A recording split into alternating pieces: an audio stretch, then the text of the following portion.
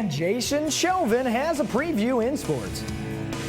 Going on in sports this week, including the WIU volleyball team searching for their first win of the season. Find out if they were able to finish off Chicago State at home.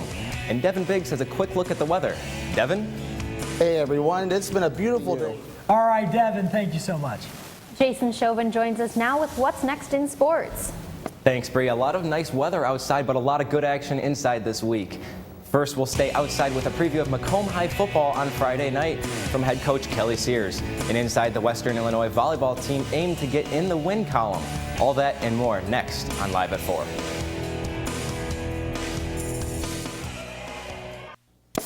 Welcome back to Live at 4. The MHS football team will look to get their first win of the season tomorrow night as they take on the Monmouth-Roseville Titans at home.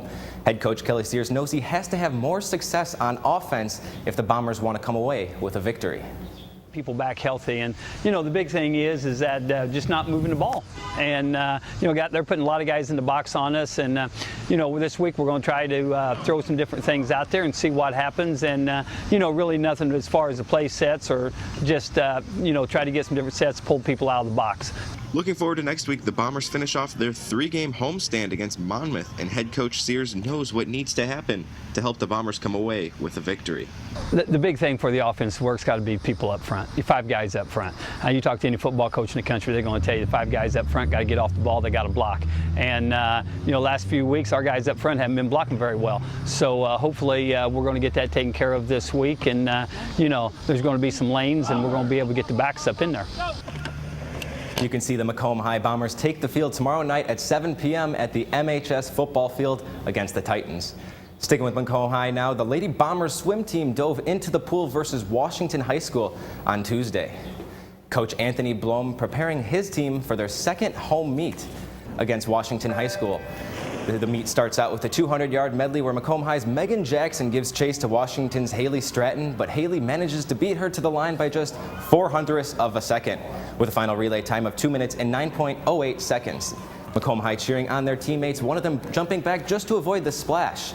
Now Lauren Bosworth has tried to track down her teammate Marin McIlvain-Newsad in the 100-yard relay, but McIlvain-Newsad took the win with a final time of 1 minute and 9.46 seconds. She then shows sportsmanship as she waits to shake hands with the second-place finisher Marissa Husin from Washington. Second heat of the 50-yard freestyle marks McIlvain-Newsad first-place finish of the meet with a time of 26.12 seconds. The girls then take off in a 100-yard freestyle where Washington's Jamie Willis takes the win, and Macomb High's Ashley Gibbs grabs a close second. Washington won by a combined score of 66-28. Over to Washington Street Gym we go, where the Lady Bombers volleyball team squared off against Augusta Southeastern, a local power when it comes to volleyball. We're going to pick it up in the first set where Courtney Thorman with the dig, and Alia Stone is set up for the kill as she taps it over, but the points were limited for the Bombers in the first set. The Suns started to roll midway through the first set. Here's a kill by Lauren Glick to put the Suns up early.